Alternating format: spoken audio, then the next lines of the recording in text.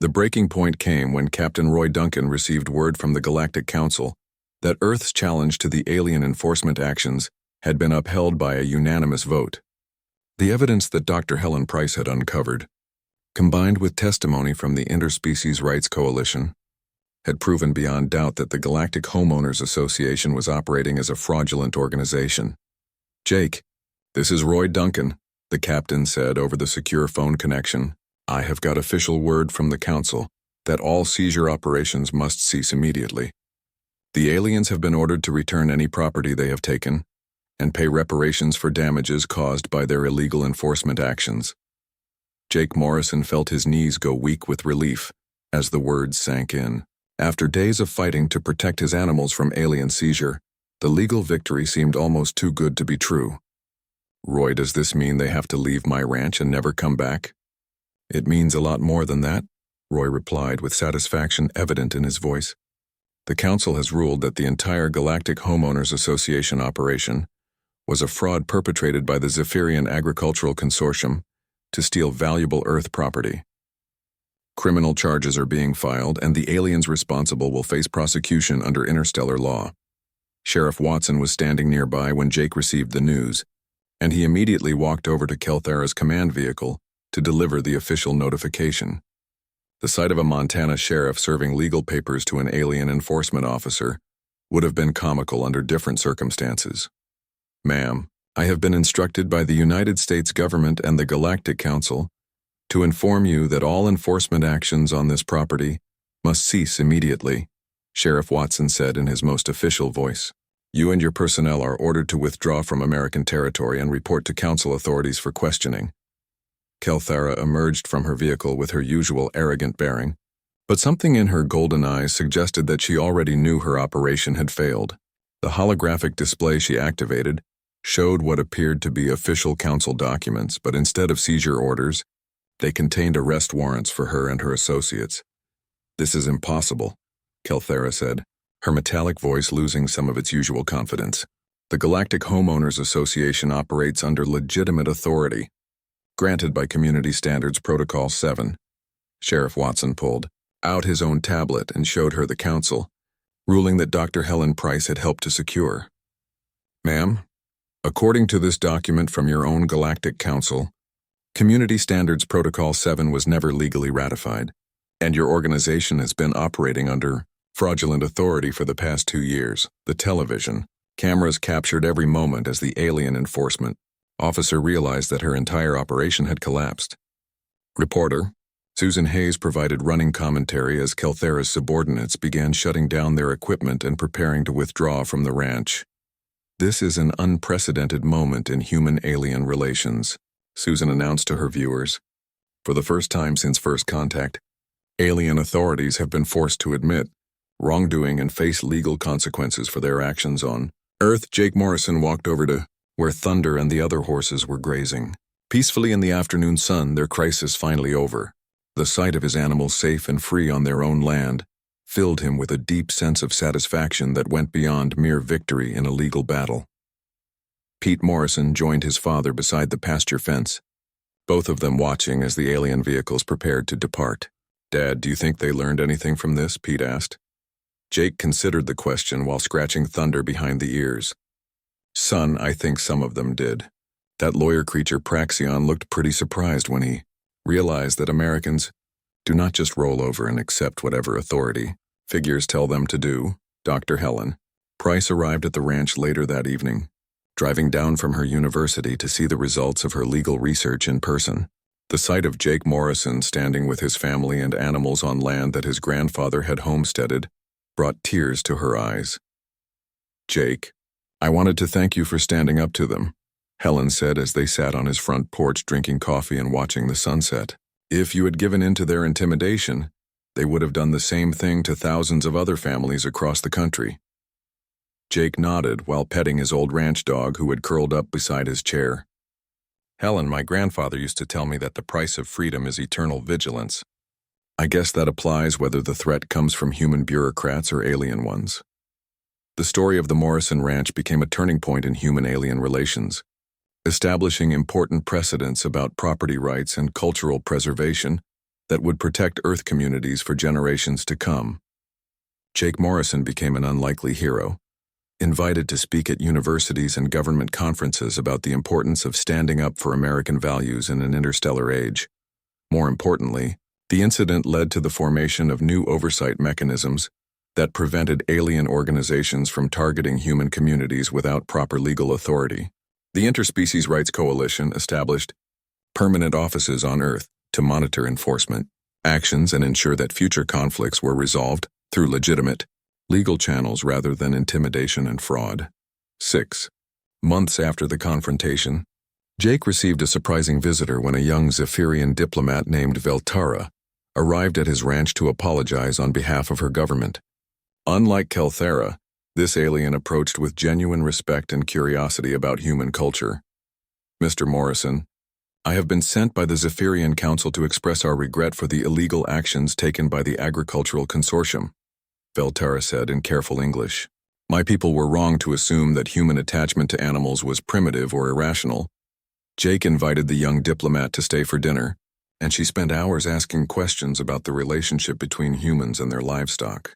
The sight of Thunder allowing her to pet his neck marked the beginning of a genuine friendship that would lead to cultural exchange programs between the two species.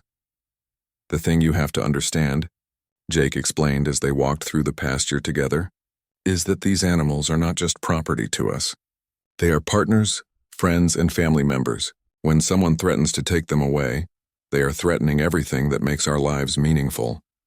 Veltara nodded with understanding that her predecessor had never shown. "On my world, we have forgotten what it means to form bonds with other species.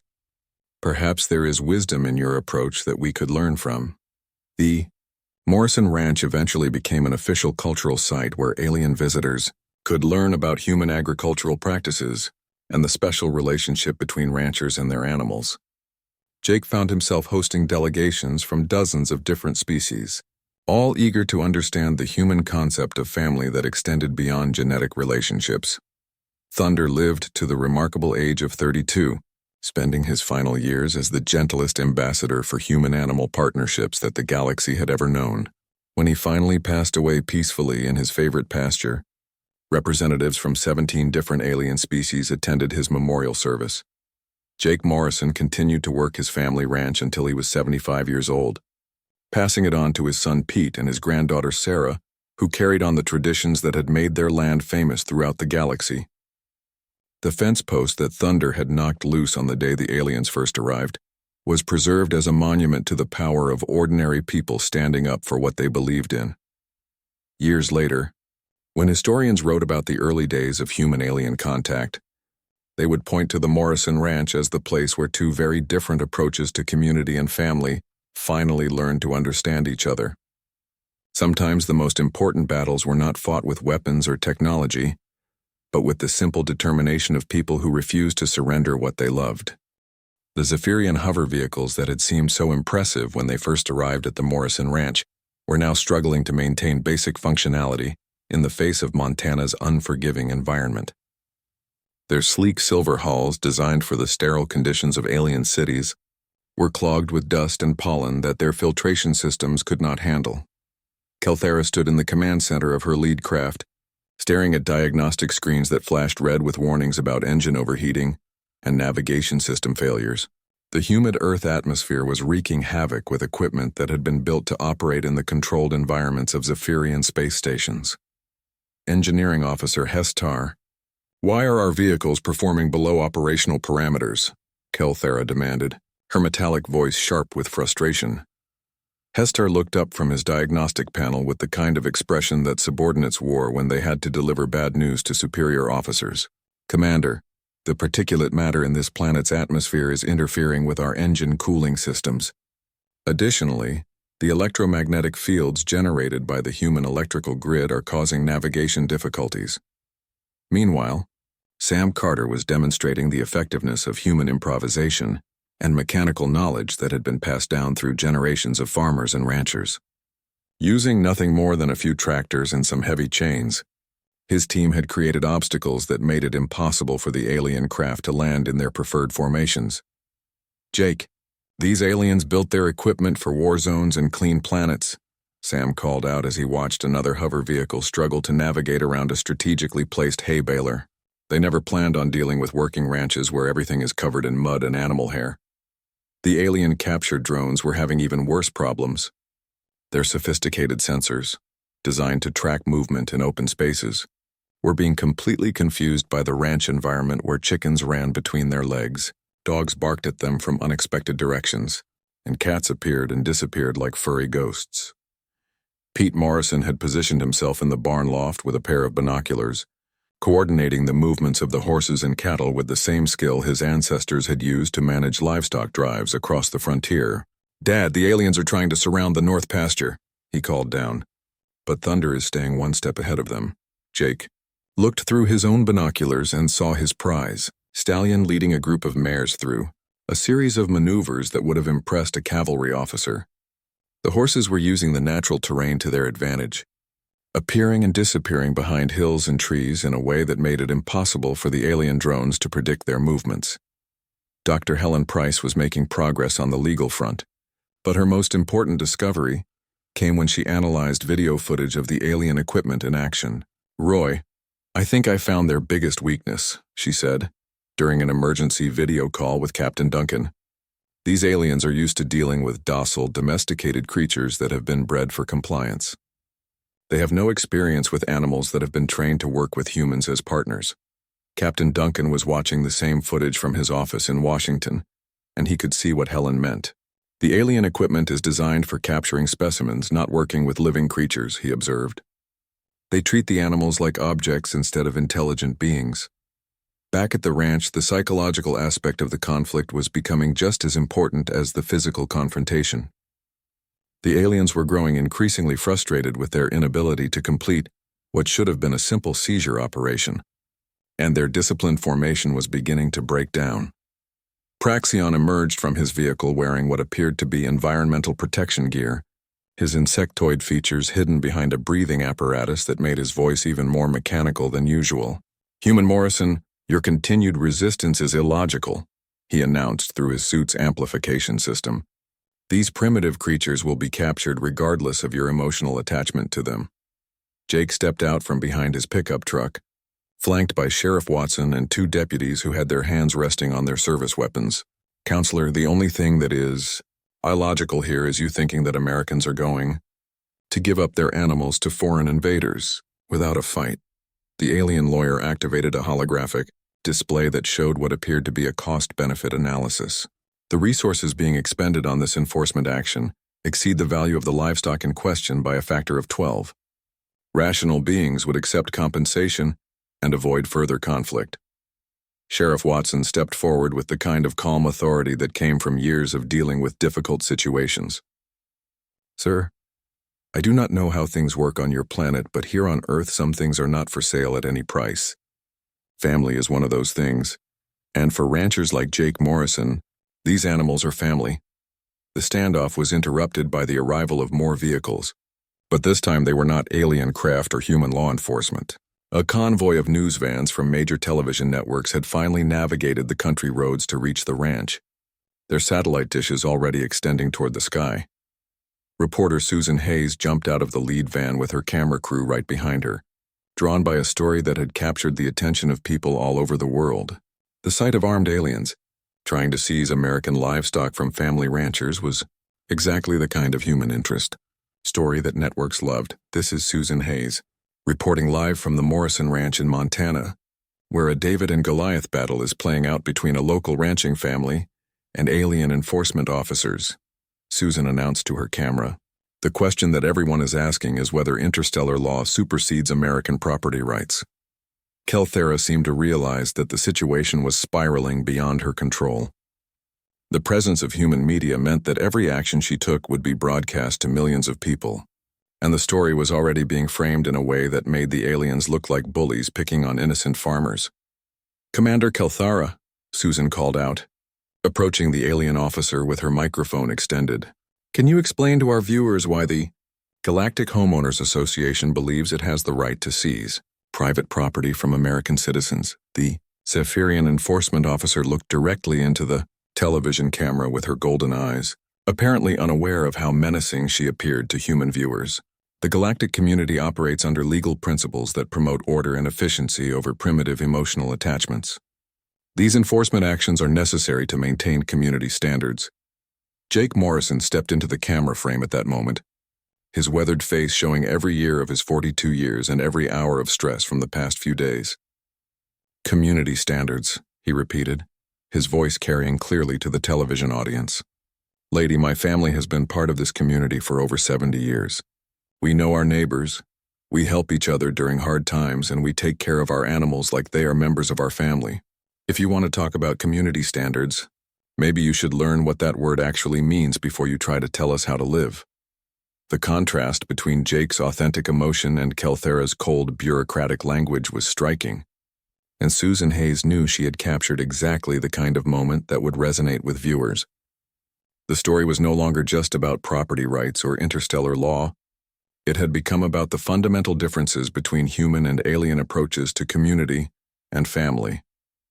Thunder chose that moment to appear at the edge of the television camera's view, his black coat gleaming in the afternoon sunlight as he trotted toward Jake with the kind of trust and affection that could not be faked or manufactured. The sight of the magnificent stallion approaching his human partner provided a perfect visual metaphor for everything that was at stake in the confrontation.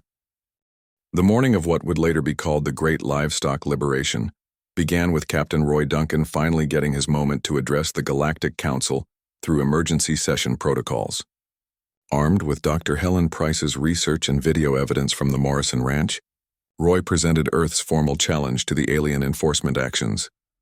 Honored members of the Council, Roy began, his voice steady despite the importance of the moment. The human government formally protests the unauthorized seizure operations being conducted by the so-called Galactic Homeowners Association on sovereign Earth territory. These actions violate multiple treaty provisions and constitute an act of aggression against American citizens. The response from the Alien Council members was immediate and dismissive. Veltar the Wise, an ancient Zephyrian diplomat, gestured with one of his 4 arms in a manner that conveyed contempt. Captain Duncan, your species agreed to abide by galactic community standards when you joined the interstellar community. Local property disputes do not warrant council intervention. Roy activated his holographic projector and displayed the legal documents that Helen had uncovered. With respect, honored Veltar, these are not local property disputes. The Galactic Homeowners Association has been systematically targeting human, agricultural communities using fraudulent legal classifications that were never properly filed or approved. While Roy fought the political battle in space, the real action was happening back on Earth, where human communities had decided to handle things their own way. Sam Carter's network had been busy throughout the night, positioning volunteers at strategic locations around the Morrison Ranch and coordinating with similar groups across the American West. The plan that Pete Morrison and his agricultural college friends had developed was elegantly simple. If the aliens wanted to capture horses and cattle, they would have to do it the hard way, one animal at a time, while dealing with creatures that had been bred for intelligence and trained to respond to human commands. Jake Morrison stood in his pasture at dawn, surrounded by his horses who had gathered around him like they always did during feeding time. Thunder nuzzled his shoulder with the kind of gentle affection that only came from years of trust and partnership, and Jake felt his resolve harden into something unbreakable. All right, old friend, Jake whispered to his stallion.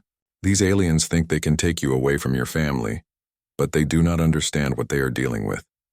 You and the others know this land better than any creature that ever lived. And when the time comes, I want you to run like the wind and show them what American horses are made of.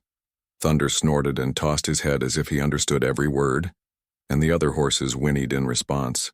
Jake had spent decades working with these animals, and he knew they could sense the tension in the air and the approaching danger. The alien ships began their descent at exactly 7 o'clock in the morning, their engines creating a thunderous roar that echoed across the ranch and sent flocks of birds fleeing into the sky. Kelthera's voice boomed from speakers mounted on the lead craft, amplified to a volume that made the ground vibrate beneath their feet. Human Morrison, this is your final opportunity to surrender your livestock voluntarily. Continued resistance will result in the deployment of enhanced capture protocols that may cause injury to both humans and animals, Jake. looked up at the massive ships hovering over his family's land and felt something his grandfather would have recognized from the battlefields of World War II. These creatures had come to his home with threats and weapons, and they expected him to surrender without a fight just because they claimed to have legal authority. Enhanced capture protocols, Jake muttered to Sam Carter, who was standing beside him. I wonder what that means in plain English. They found out moments later when the alien transport ships opened their cargo bays and deployed dozens of flying drones that looked like mechanical insects. Each drone was equipped with nets, stunning devices, and tracking equipment, and they swarmed toward the pasture where the horses were gathered. Now, Pete Morrison shouted from his position near the barn, and suddenly the ranch came alive with coordinated human activity.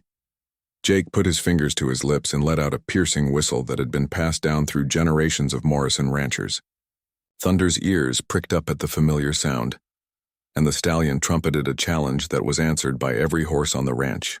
Within seconds, the entire herd was moving with the kind of coordinated precision that came from decades of breeding and training. The alien drones had been programmed to capture animals that would stand still and wait to be taken, but Thunder and his herd had other ideas. The horses scattered in all directions, using their intimate knowledge of the ranch terrain to navigate between trees, around buildings, and through gates that the drones could not anticipate. What are they doing? Kelthera's voice crackled from her ship's communication system. The livestock should be remaining stationary for capture. Pete Morrison grinned as he activated a series of remote controls that opened gates and pasture doors throughout the ranch. Lady, you obviously never worked with animals that were trained by humans instead of raised in laboratories. The alien drones tried to follow the horses, but their flight patterns were designed for open spaces and predictable movements. When Thunder led his herd into the wooded area behind the ranch house, the drones got tangled in branches and confused by the shifting shadows. Meanwhile, Sam Carter and his team of veterans had been busy with their own preparations. Using their knowledge of military tactics and guerrilla warfare, they had identified the weak points in the alien operation and were ready to exploit every advantage. Jake, their hover vehicles do not like uneven terrain, Sam called out as he activated a series of irrigation sprinklers that turned the ranch yard into a muddy obstacle course. These aliens designed their equipment for nice, clean environments, not working ranches. The alien transport ships tried to land closer to the scattered livestock, but their pilots quickly discovered that Montana soil was not as stable as the concrete landing pads they were used to. Several craft sank into the soft earth near the creek, their engines whining in protest as they struggled to maintain altitude. Dr. Helen Price chose that moment to call Jake's phone with urgent news from her legal research. Jake, I just got confirmation from the Interspecies Rights Coalition, she said excitedly. The Galactic Homeowners Association is not a legitimate law enforcement organization.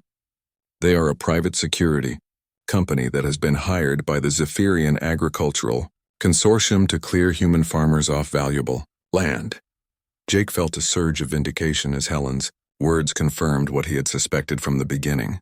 So this whole thing is basically a corporate land grab disguised as law enforcement, he said. Exactly, Helen replied. And that means everything they have done is illegal under both Earth and galactic law. Roy Duncan is presenting the evidence to the council right now.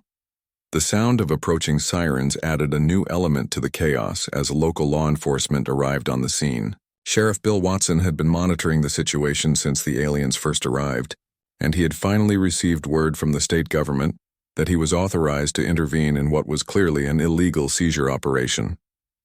This is Sheriff Watson. Bill's voice boomed through a megaphone. All alien personnel are ordered to cease operations immediately and prepare for questioning regarding violations of American sovereignty. Kelthera's response was immediate and hostile. Sheriff Watson, your local law enforcement has no authority over galactic community operations. Any interference will be met with appropriate defensive measures. Bill Watson had been a Montana lawman for over 20 years, and he did not appreciate being threatened by anyone, regardless of what planet they came from. Lady, I do not care if you are from Mars or the Moon, he called back. You are conducting unauthorized military operations on American soil, and that makes you my problem. The standoff between human law enforcement and alien bureaucrats gave Thunder and the other horses the distraction. They needed to regroup in the far pasture where Pete Morrison was waiting with feed and water. The sight of his animals safe and free filled Jake with fierce pride and determination to see this fight through to the end.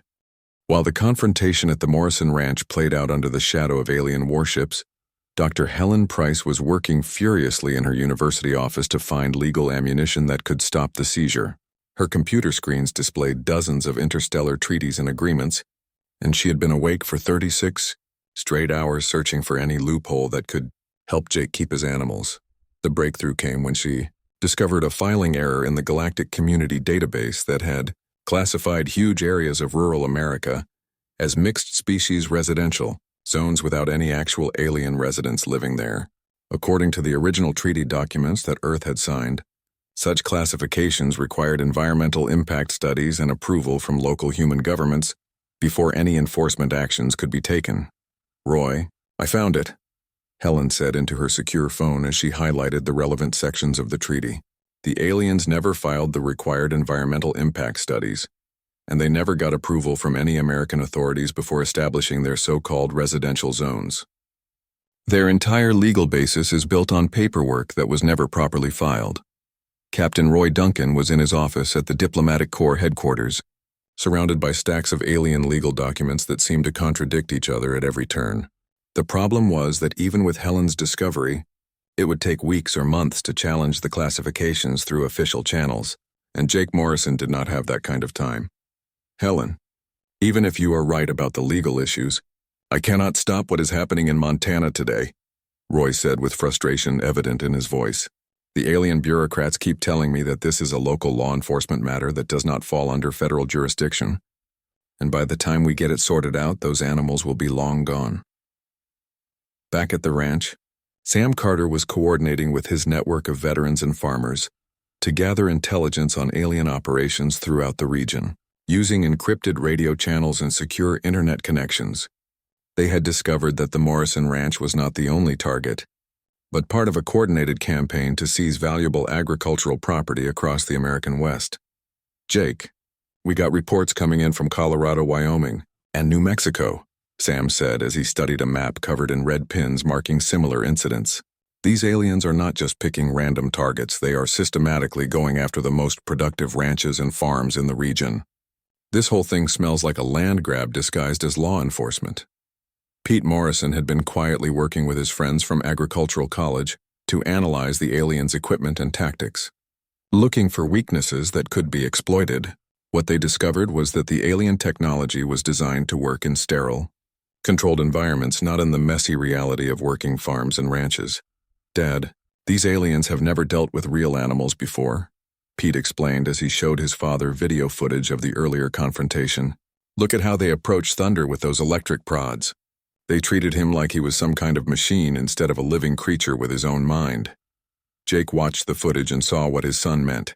The aliens moved with the mechanical precision of people who were used to dealing with predictable situations, not with the chaos and unpredictability that came with working around animals that had their own personalities and instincts. "What are you thinking, son?"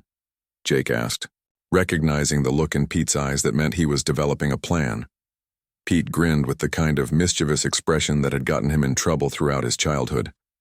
"I am thinking that these aliens have never had to deal with horses that have been trained by humans for over a century. Thunder and the others know this land better than any alien ever will, and they trust us more than they fear strange creatures with electric sticks." Meanwhile, Lisa Morrison was monitoring the response to her videos on social media and coordinating with reporters and activists who wanted to cover the story. The footage of armed aliens threatening American farmers had struck a nerve with people all over the world, and support for the Morrison family was pouring in from unexpected places. "Dad, we got offers of help from everyone," Lisa reported excitedly. "Lawyers, politicians, animal rights activists, military veterans, and even some aliens who say that what Kelthera is doing violates their own laws." The mention of alien supporters caught Jake's attention. "What kind of aliens?" he asked. Lisa pulled up several messages on her tablet. "There is a group called the Interspecies Rights Coalition that says the Galactic Homeowners Association is a corrupt organization that has been taking bribes to target valuable properties. They want to testify on our behalf if we can get this case into a proper court." Sam Carter looked up from his radio communications with interest. "That could be the break we need," he said. If we can prove that these aliens are operating outside their legal authority, then everything they have done becomes invalid. The sound of approaching vehicles interrupted their planning session, but this time it was not alien craft. Instead, a convoy of news trucks and satellite vans was coming down the ranch road, followed by several official-looking government vehicles with federal license plates. Looks like this story is about to get a lot more attention, Sam observed with satisfaction. Nothing like media coverage and federal oversight to make bureaucrats nervous, whether they are human or alien. As if summoned by his words, Kelthera's voice crackled over some kind of communication system. Human Morrison, you have attracted unwanted attention to this enforcement operation. We are prepared to offer you a compromise that will allow you to retain some of your livestock in exchange for full compliance with galactic community standards. Jake looked around at the volunteers who had come to support him, at the reporters who were setting up their equipment, and at his family who had stood by him throughout the crisis. The idea of making any kind of deal with the aliens made his stomach turn, especially after they had threatened to sacrifice his animals for scientific research. I already told you my answer, Jake called back. My animals are not leaving this ranch, and neither are you unless you want to explain to those news cameras why armed aliens are attacking American farmers. Dr. Helen Price chose that moment to call Jake's phone with the news about the legal loopholes she had discovered. As Jake listened to her explanation, he felt hope rising in his chest for the first time since the crisis had begun. Helen, how long will it take to get this classification challenge filed? Jake asked. If we can get it to the right people, maybe 24 hours, Helen replied. But you need to buy yourself time until then. Jake looked at the alien ships hovering over his ranch and made a decision that would have made his grandfather proud.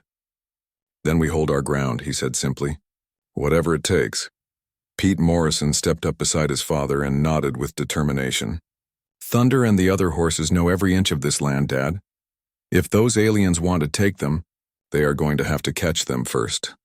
Sam Carter checked his weapon and grinned with the kind of fierce joy that came from finally having a clear enemy to fight. Well then, he said, I guess it is time to show these aliens what happens when they mess with American ranchers. The 72-hour deadline arrived with the sound of alien engines cutting through the morning air like knives. Jake Morrison stood on his front porch surrounded by over 50 volunteers who had arrived throughout the night from across the American West, their pickup trucks and trailers forming a protective circle around his house and barn. Kelthera's enforcement team had grown as well, with the original 3 vehicles now joined by 5 more craft, including a massive transport ship that hovered ominously above the ranch like a metallic storm cloud. The lead vehicle touched down in the same spot as before, but this time the aliens who emerged wore full combat armor and carried weapons that crackled with energy. Human Morrison, Kelthera announced through some kind of amplification device that made her metallic voice echo across the ranch. Your deadline for voluntary compliance has expired.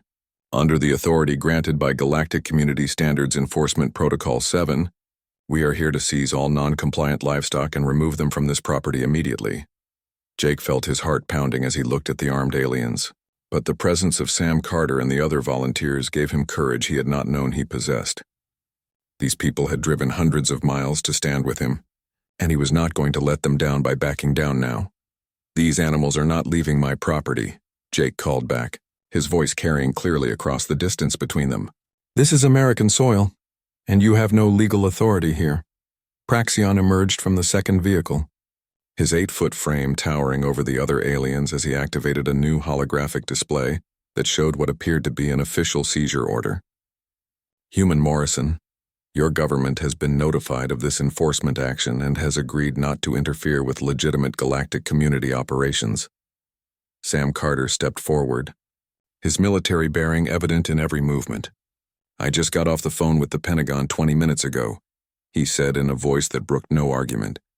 Nobody in Washington has authorized any seizure of American livestock by foreign nationals, and that includes you bug people.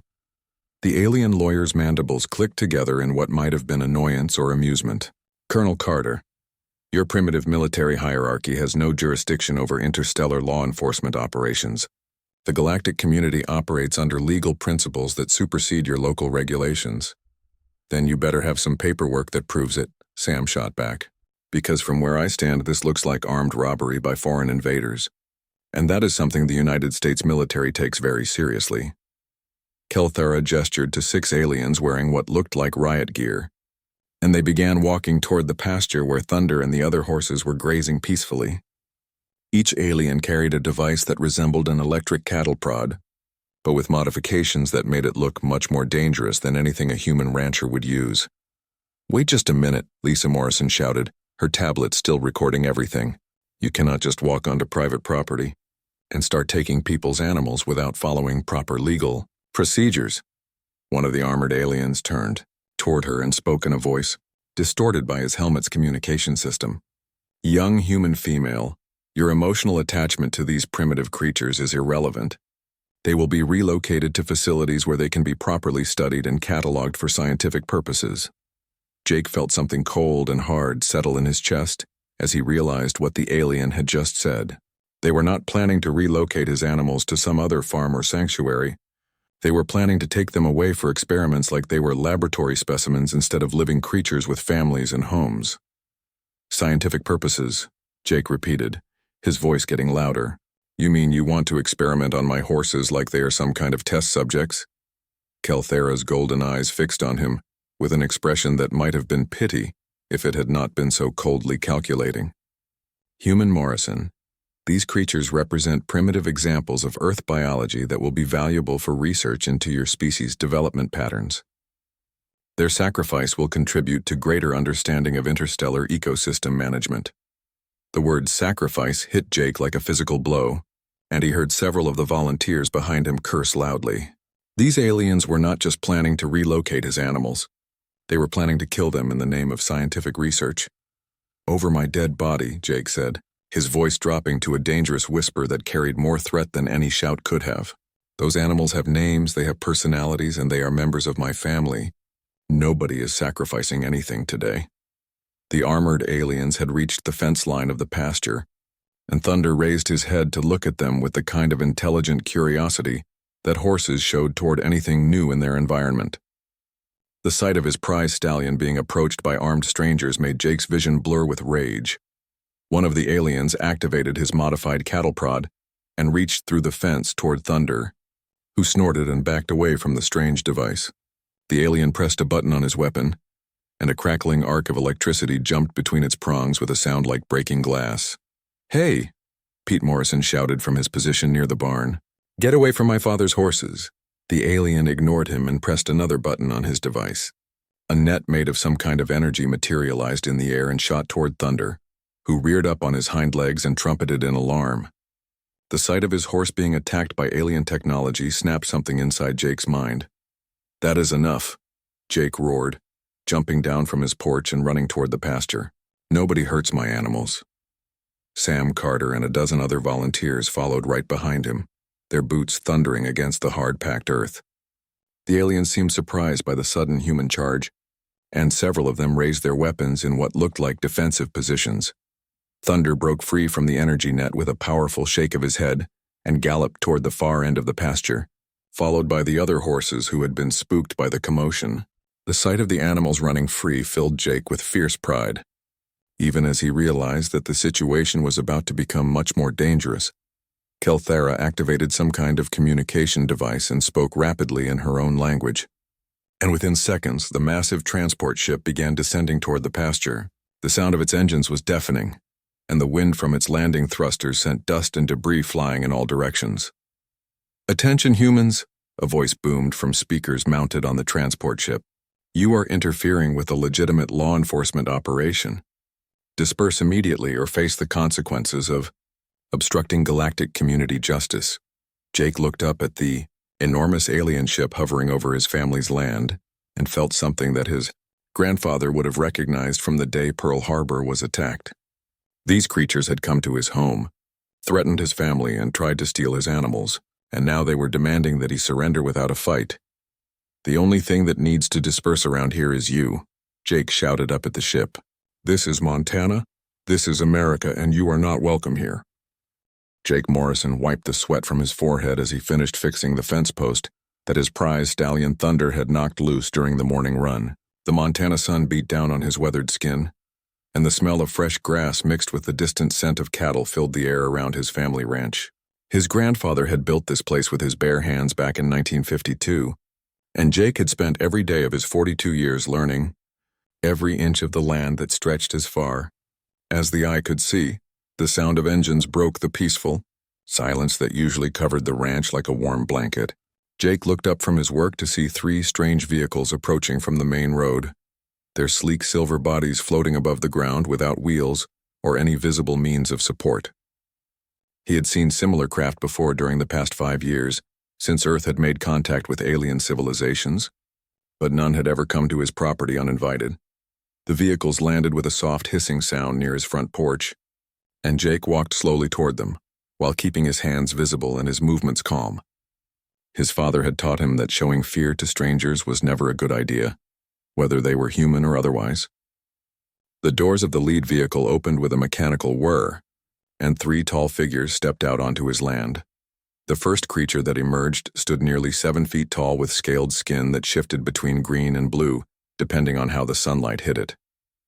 Her body was thin and angular, with long arms that ended in 4-fingered hands, and her head was shaped like a triangle with large golden eyes that seemed to look right through him. She wore a crisp uniform covered in badges and symbols that Jake did not recognize, and she carried herself with the kind of authority that made his jaw clench automatically. 2 more aliens followed behind her, both of the same species but smaller in size. They carried electronic tablets and scanning devices that beeped and chirped as they pointed them at his house, his barn, and his livestock. Jake noticed that all 3 creatures moved with the stiff precision of people who were used to being obeyed without question. "Are you the human designated as Jake Morrison, owner of this primitive agricultural facility?"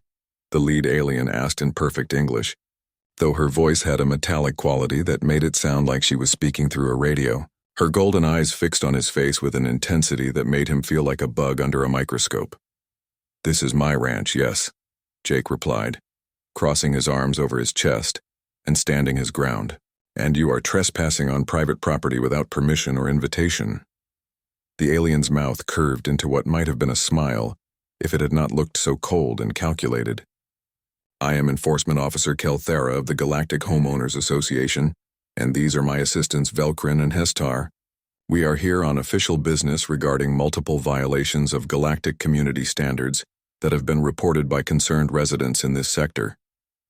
Jake felt his blood pressure rising as the words sank in. "Galactic Homeowners Association," he repeated slowly. "Lady, I have never heard of any such organization, and I certainly never agreed to join one. This land has been in my family for over 70 years, long before your people ever showed up on Earth." Kelthara pulled out a slim device that projected a holographic image into the air between them. The image showed an official-looking document, covered in alien writing and symbols. According to Galactic Community Regulation 847B, all residential and agricultural zones within 50 kilometers of established alien settlements must comply with basic sanitation and aesthetic standards. Your facility has been classified as a mixed-species residential zone due to its proximity to the Zephyrian meditation retreat that was established 18 months ago. "What Zephyrian meditation retreat?" Jake demanded, his voice getting louder despite his efforts to stay calm. "The nearest alien settlement is over 100 miles from here, and that is just a small trading post."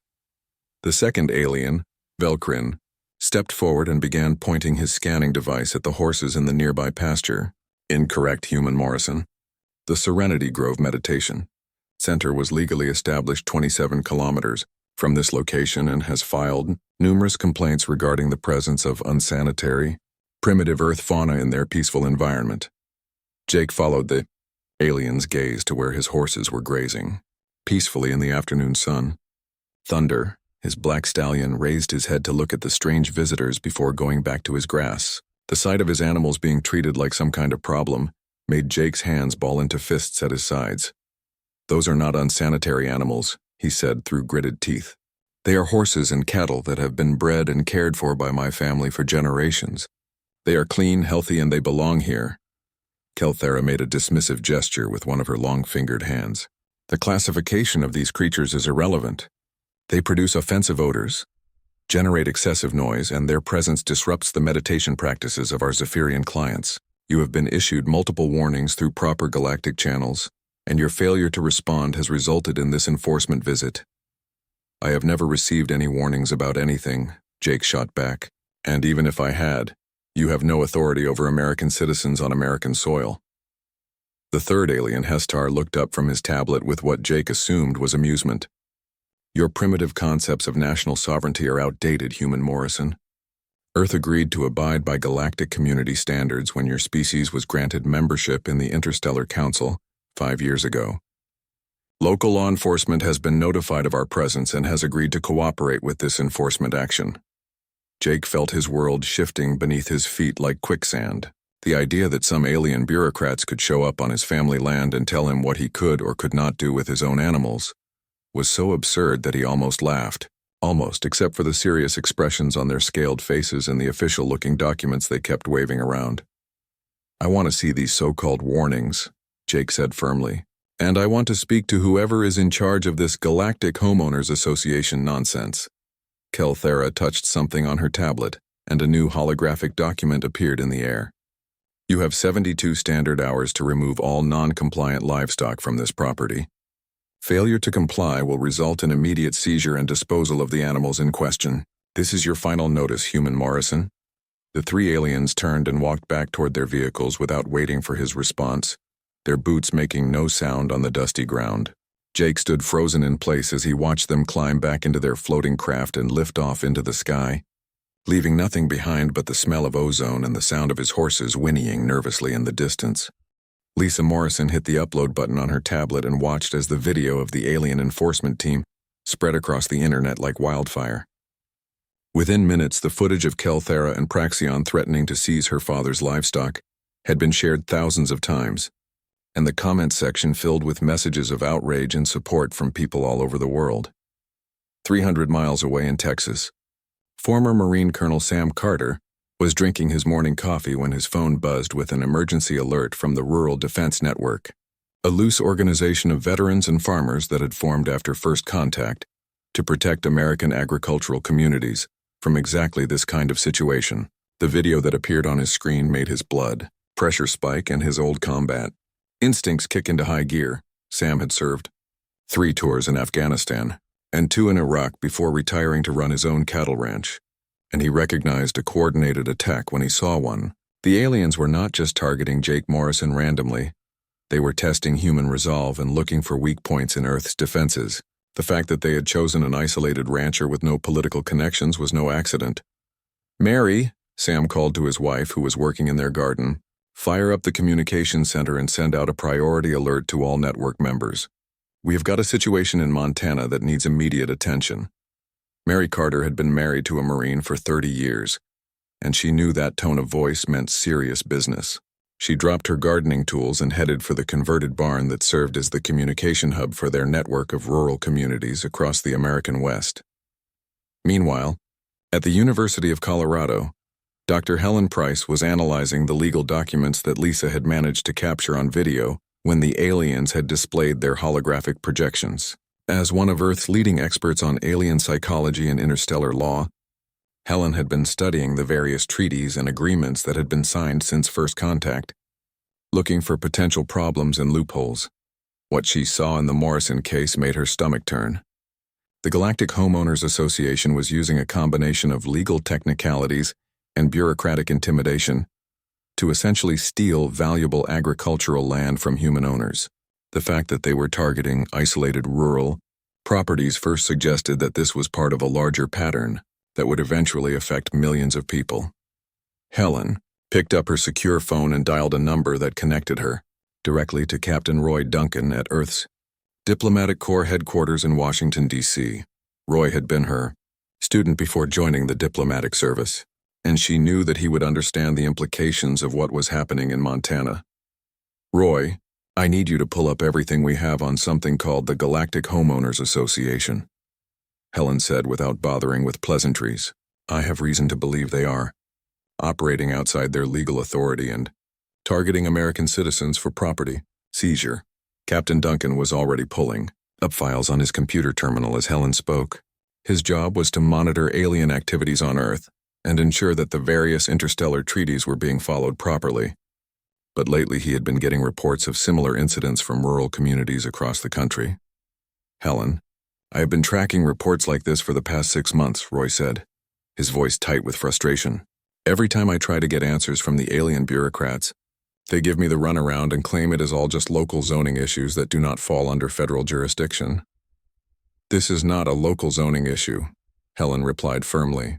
This is a coordinated effort to push human farmers off their land using legal technicalities and intimidation. The fact that they are targeting isolated properties first means they are testing our response capabilities. Back in Montana, Jake Morrison was pacing around his kitchen while his son Pete made phone calls to every lawyer and government official they could think of. The problem was that most human legal experts had no experience dealing with interstellar law, and the few who did were either too expensive or too busy to help a small rancher from the middle of nowhere.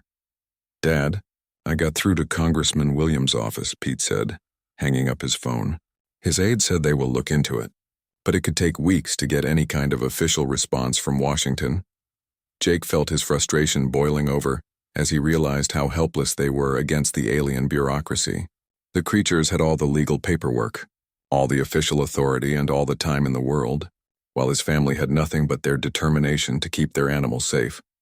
Lisa looked up from her laptop where she was monitoring the response to her video. Dad, you need to see this, she said excitedly. There are hundreds of people offering to help, and someone named Sam Carter is organizing some kind of support network for rural communities dealing with alien harassment. Within hours, Jake's phone was ringing with calls from farmers and ranchers all over the country who had experienced similar visits from alien enforcement teams. Most had been intimidated into compliance, but a few had fought back and discovered that the aliens were not as powerful as they pretended to be. Mr. Morrison, this is Bill Thompson from Nebraska, said a voice on the phone. I got your number from the Rural Defense Network, and I wanted to tell you about what happened when those bug creatures tried to take my pigs last month. Jake listened carefully as Bill described how the aliens had shown up with official documents demanding the removal of his livestock, just like what had happened at the Morrison Ranch. The difference was that Bill had a brother who worked for the State Department, and they had been able to trace the aliens' legal authority back to its source. Turns out their whole operation is based on a filing error in the Interstellar Council database, Bill explained. Someone classified a bunch of human agricultural areas as mixed-species residential zones without bothering to check if there were actually any alien residents nearby. Once we got that classification changed, the aliens had no legal grounds to bother us anymore. Jake felt a spark of hope for the first time since the aliens had appeared on his property. If Bill Thompson had been able to fight back successfully, then maybe there was a way to save his animals after all. The problem is that it takes time to get the paperwork straightened out, Bill continued. And from what I hear, those aliens are planning to come back for your livestock within the next day or two. You are going to need help to buy yourself enough time to get the legal issues resolved. As if summoned by Bill's words, the sound of vehicles approaching the ranch made Jake look out his kitchen window. But instead of alien craft, he saw a convoy of pickup trucks and horse trailers coming down his driveway, filled with people he had never met but who had driven hundreds of miles to stand with him against the alien threat. Sam Carter climbed out of the lead truck, a tall man with graying hair and the kind of steady presence that came from years of military leadership.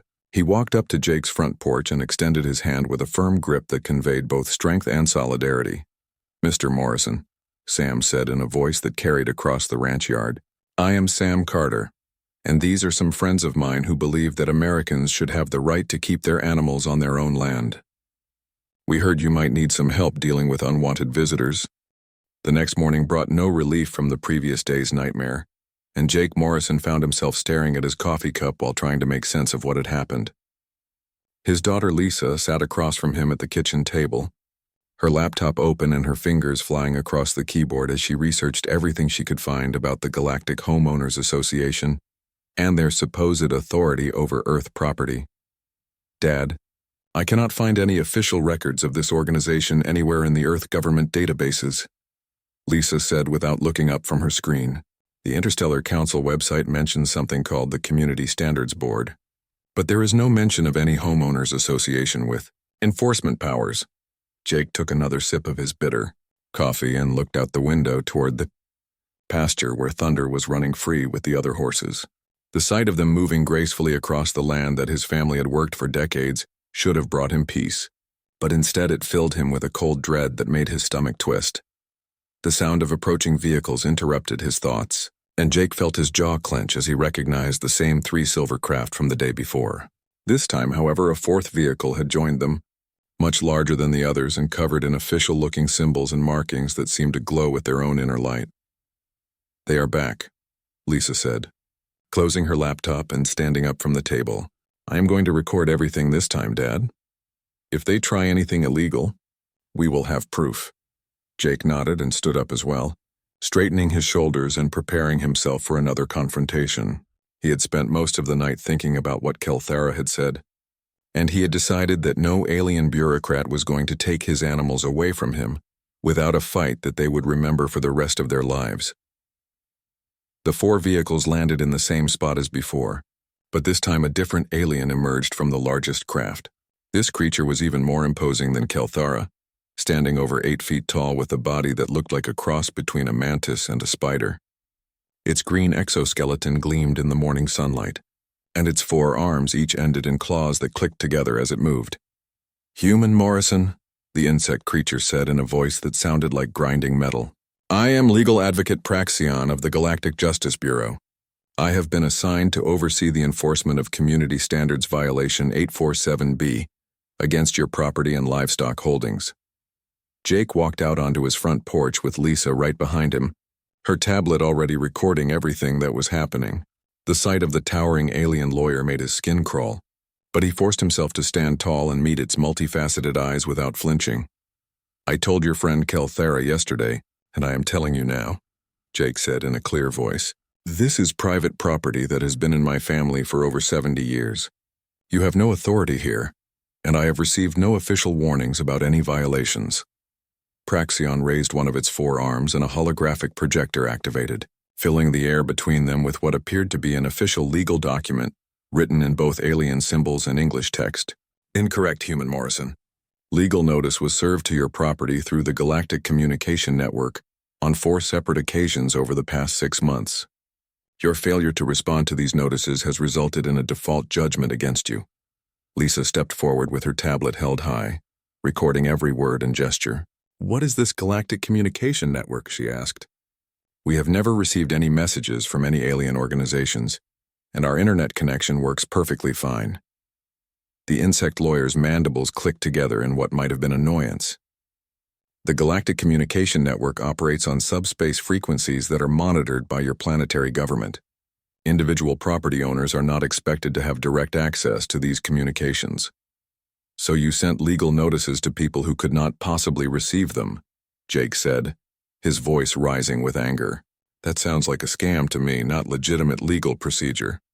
Kelthara emerged from one of the other vehicles, flanked by 2 new aliens that Jake had not seen before. These creatures wore what looked like military uniforms and carried weapons that hummed with energy. Their presence made the situation feel much more dangerous than it had the day before. "Human Morrison," Kelthara said with her cold metallic voice, "you have been given adequate time to comply with galactic community standards. Your continued resistance to lawful enforcement actions has necessitated the involvement of security personnel." Jake felt his heart rate increase as he looked at the armed aliens, but he refused to back down. "Security personnel for what?" he demanded. "I have not threatened anyone or broken any laws. All I have done is refuse to give up my animals to a bunch of strangers who showed up on my land uninvited." Praxion gestured with 2 of its arms, and the holographic document changed to show a detailed inventory of every animal on the ranch. According to Galactic Community Regulation 847B, the following livestock must be removed from this property within the next 48 hours. 17 horses, 43 cattle, 12 goats, and 37 chickens. Failure to comply will result in immediate seizure under Galactic Eminent Domain protocols. "Eminent Domain," Lisa shouted, her voice cracking with emotion. "You cannot use eminent domain to steal someone's animals. That is not how property law works, even under international treaties." The insect lawyer's compound eyes fixed on Lisa with an intensity that made Jake step protectively in front of his daughter. "Young human female, your primitive understanding of interstellar law is both amusing and irrelevant. The galactic community operates under legal principles that supersede your local regulations when community welfare is at stake. Community welfare, Jake repeated, his voice dripping with sarcasm. Whose community are we talking about here? Because last I checked, my neighbors have no problems with my animals, and none of them have filed any complaints. Calthera activated her own holographic projector, showing what appeared to be official complaint forms filled with alien writing. The residents of Serenity Grove Meditation Center have filed 17 separate complaints regarding noise pollution, olfactory disruption, and visual contamination caused by your primitive agricultural practices. These complaints have been verified by independent environmental assessment teams. Jake stared at the documents floating in the air, trying to make sense of the alien symbols and wondering how anyone could call his well-maintained ranch a source of pollution. His animals were healthy and clean, his pastures were green and productive, and his family had been caring for this land longer than any alien had been on Earth. I want to see these independent assessment reports, Jake said firmly, and I want to speak to someone from the American government about whether any of this is actually legal under the treaties that Earth signed. Praxion's mandibles clicked together rapidly, producing a sound like castanets. Your government has been notified of this enforcement action and has agreed to cooperate with galactic community standards.